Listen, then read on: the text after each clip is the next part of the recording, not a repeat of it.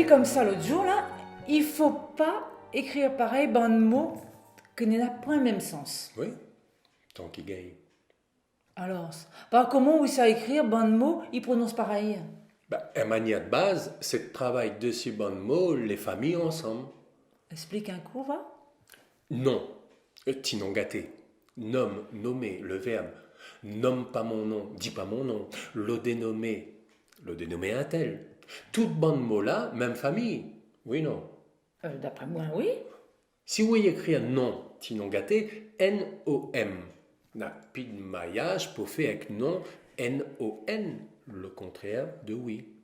En plus, toute bonne spécialiste la lecture. Il dit comme ça, la lecture elle est plus facile quand on y trouve le même racine pour bon mot, les familles ensemble. Mais comprends ça, dit, hein. Seulement, ou non, non gâté, là. Ou là écrire ça comme en français.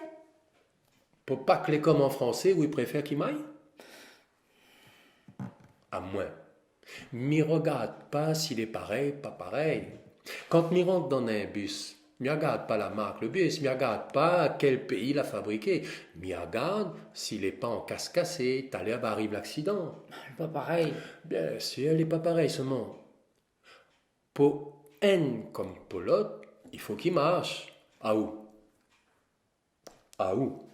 Comment oui fait pour distinguer le nom non gâté et le nom midi pali oui, midi pali non? Donne une solution.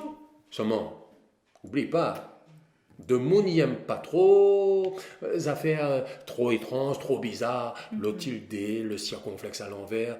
De mots n'y prend pas ça? Mais il voit pas, moi. Et notre affaire, nommer, dénommer, avec un seul M. Elle n'est pas comme en français. Alors, Alors, comme en français, pas comme en français, prouver qu'il marche. ouais.